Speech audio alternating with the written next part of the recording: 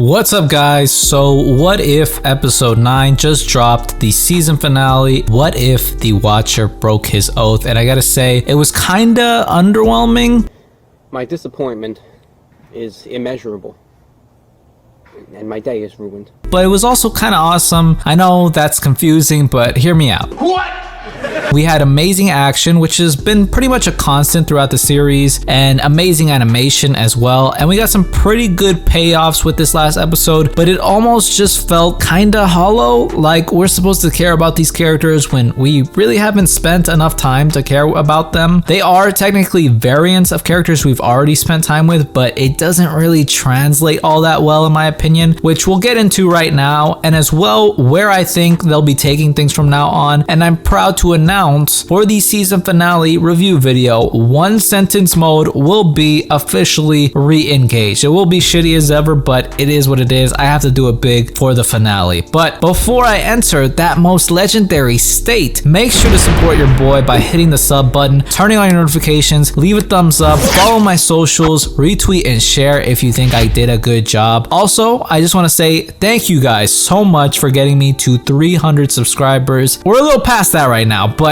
300 was the goal for 2021. I just want to say sincerely, I appreciate everyone who takes the time out of their day to watch and interact with my videos. It could be a thumbs up, it could be a thumbs down, it could be a comment telling me to go and, you know, jump in a polar bear exhibit. I do not care. Thank you so much for interacting with something that I created. And if it can make you feel good or entertain you, that means the world to me. Seriously, guys. I do have a goal in mind for 2022, and I actually have a new one for this year since we got to the main goal so fast and there's still, you know, some time left in the year. But I'll actually wait to announce that a little bit later so that we can actually sit in this accomplishment, because this is a big deal. It's 300 subs. So I'm really proud of that, and I just want to say very much thank you to everybody. With that all being said, let's fucking go. One sentence mode. Engage. America!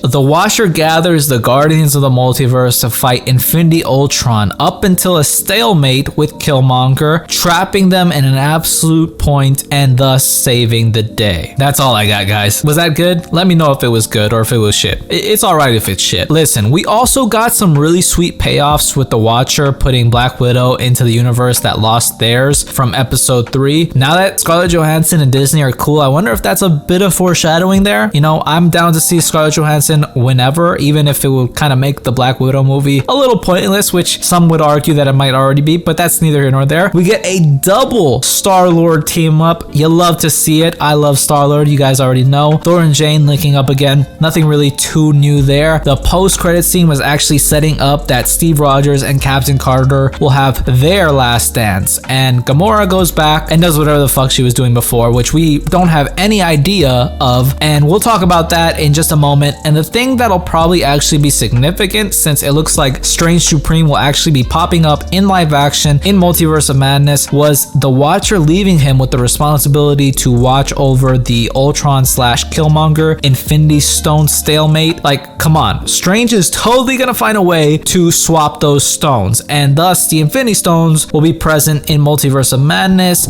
and back into the mix of things. I just hope they don't detract from the main story that they're trying to tell in Phase 4 and, you know, further on. I would like to get past the Infinity Stones. I still think they're badass, don't get me wrong, but I hope it doesn't interfere with what they're trying to tell right now. We all know he's gonna do some crazy shit with them. Maybe he's gonna try to bring back Christine Palmer. Who knows exactly, but things will be interesting nonetheless. I'd actually be surprised if the Watcher didn't show up in Multiverse of Madness 2, but you know, who isn't showing up in that movie? I'm gonna be in that movie, guys. Just letting you know right now. Sam Raimi called me and he was like, Comic Concept, get your ass down to wherever the fuck we're filming at, and fucking we're gonna make you a star, kid. Otherwise, besides the standard great animation and great action, I think the episode, for what it's worth, actually used their time effectively, and that was one of the things that I was worried about. Like, what time they used to get together the Guardians and brief them up on what was happening was made up for pushing the conflict into the episode sooner, and they actually incorporated a lot of elements from throughout the season in the finale. Like when Peggy sees Strange turn into the tentacle monster, she gives a look at it because of the time she had to fight it in episode 1. We get to see the protective spells again. the virus arrow from the previous episode. They actually put to use zombies, and especially Zombie Wanda from episode 5. Killmonger actually paying for what he did from episode 6. The battle was also very reminiscent at the time to the Battle of Titan from Infinity War, which I really loved. This episode is also just chock filled with plenty of MCU callbacks. Like the whole beginning was Winter Soldier basically. So if you're into a lot of that, then this episode and the series as a whole will probably be worth it for you. But for me, that might be a different story. It's a little bit more complex. So now let's get into some of the problems from the beginning. So one of the most glaring issues with this episode was that Gamora is in it and she didn't get an episode to herself. We're just told that she destroyed Thanos, and we're shown that she somehow partners with Tony Stark in a badass Sicarian Hulkbuster, I might add. Now, I wouldn't really have a problem with this, but she was a part of the main promotion and it felt like she wasn't on the same level as the other characters. I don't know why they didn't give her an episode. I was actually really interested in knowing how Tony and her came to be, especially at a place like Nidavellir. Like, I would have loved to see her take on Thanos. That would have been like a lit ass episode. But this plays into the weakness of the show, in my opinion. I think the writers really were banking off of us already feeling connected to these characters, but we weren't really, because they are technically new characters. Plus, you know, I don't know if this is a factor, but maybe the animation might even further that kind of like disconnect, because they're not live action like we've seen them for all of our lives basically. And honestly, I'm not sure if it's the short runtime also of each episode. It might be all these things combined, but for whatever reason, something just felt kind of off about this series and the finale that your boy can't quite put his finger on. That's not to put the show down in any way or the creators who worked hard on it. It's just my opinion. Otherwise, you know, I'm just a fucking idiot in my room making YouTube videos. What the hell do I know? But that's just my opinion, guys. I am glad I watched the show, and there were several moments that absolutely hit on an emotional level, not just in the amazing episode 4, but episode 3 with everything that was happening, the tension of that episode, the eeriness. I really loved the, you know, Spider-Man and Hope dynamic in episode 5 with zombies. I love how intelligent and menacing and intimidating they made Killmonger, so cold and calculated in episode 6. And otherwise, we got just a lot of badass moments throughout the series. So with that being said, I would definitely say What If is in fact worth it. A good does outweigh the bad, but just barely enough to get by. That's it, guys. Let me know what your What If episode ranking is. I'll put mine up, and let me know your thoughts on this season finale, whether you thought it was underwhelming or if you thought it was an absolute cinema. Fucking Martin Scorsese is gonna shove it right up his ass. Let me know. Otherwise, that's it. If you liked the video, leave me a thumbs up, comment down below, and if you want, subscribe. I always appreciate it. Thank you so much for watching, and I'll see you in the next one.